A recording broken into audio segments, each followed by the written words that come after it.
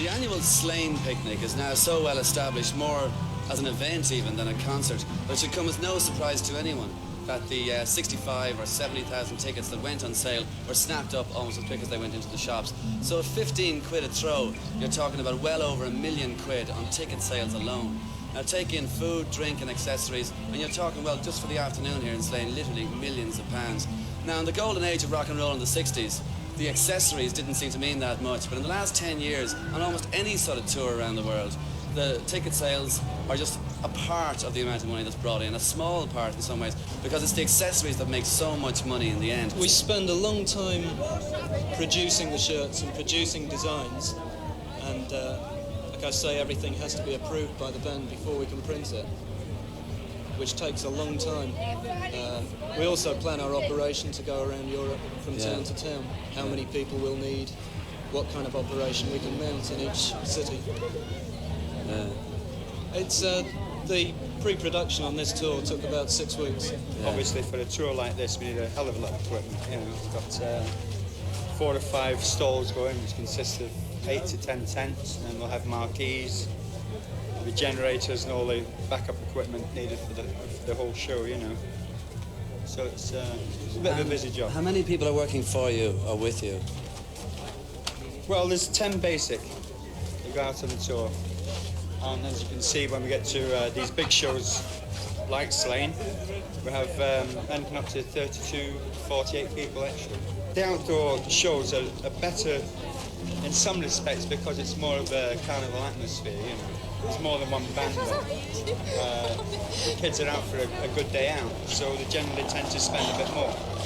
You know, in your indoor gigs, it can be a lot better, but that's for dedicated fans of their group. Gradually, this business is becoming larger and larger. The merchandising operation is now quite important. And the bands do take more and more interest every day. What kind of percentage do you have to give back to the band? Various percentages, which are private affairs between the band and the company, so obviously I can't say. But these are all thrashed out at the beginning of the tour. Finances between our company and the band's management. If you think back to the Beatles, all the kids then went out and bought the same stuff that they were wearing. You know, they bought the jackets, they did the hair the same way and everything, you know. But merchandisers as such didn't really exist for the band, so the band got none of that feedback. It's identification, isn't it? It's all part of being in a gang and being identified as being part of that gang or group. On an afternoon like this, you can imagine there are plenty of people around trying to either make a fast buck or doing it legitimately from the Queen side of things. Now, I bought these on the way down to Slane here, and I got a Queen book here, which is really a dreadful piece of rubbish, very badly written. There's copyright infringements right, left and centre all over with the lyrics of songs. There's a T-shirt here which sold at £4.50. The book incidentally sold for £1. The T-shirt sold for £4.50, and it's sort of running already.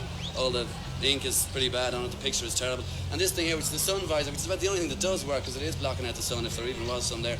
And this actually sells for £1.50, and it says Slane Queen written on it. That's really all that counts. I don't find it annoying, I find it upsetting for the sake of the fans, because they buy stuff outside.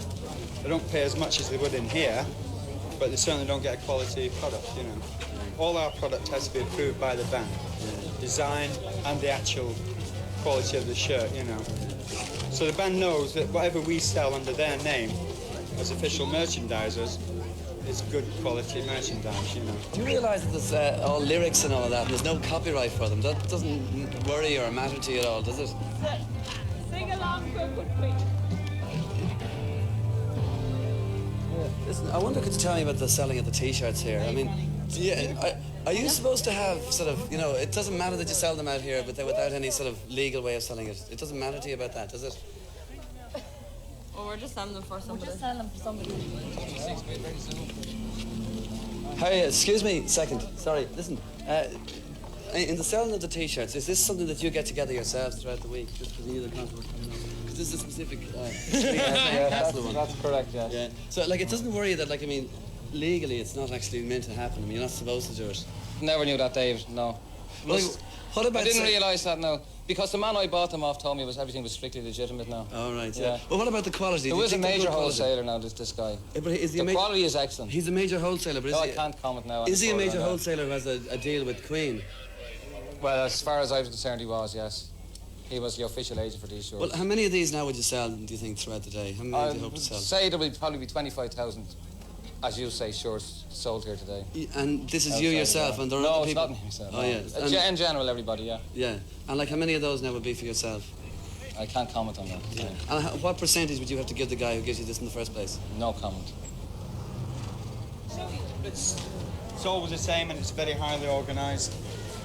And there's not a lot you can do about it in some places. Other places, the police will be with you and clear them off. You know, if the design is taken from the album, and it's under somebody like Springsteen, for instance, where his name can be copyrighted, that's it.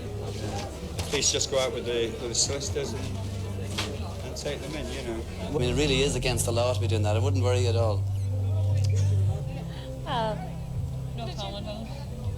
No comment. It's well organised, I tell you. It's well organised. It's well organised. Yeah. And like, do you make enough money on it? Well, in all honesty, you're talking about the rip-off aspect of Yeah. it. You're saying we're ripping off Queen. I think Yeah. Queen are ripping off the people.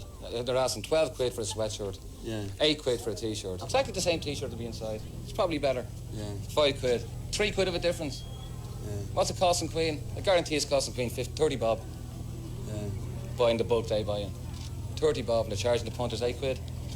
A rip off. Not just Queen. We all like Queen. I mean, all of them. Springsteen right down. I mean, so don't come to me telling me I'm ripping people off. We're ripping Queen off. Yeah. Fucking multi-millionaire. Okay, thanks a lot. Good luck. Yesterday I was talking to the police force in the area, trying to get people moved on, but there's nothing they can do. The people out there have street trading licenses. We've approached the law courts trying to get an injunction against them selling, but there again you can't do that without a copyright on a certain logo and a certain shirt. This is very difficult to raise. So if they do have their own logo or something, there's not much you can do about that. No, there's nothing we can do within the law. I'm just selling the book. You're just selling it. It's different. Like, do you get it from an outlet? We think we should be interviewed.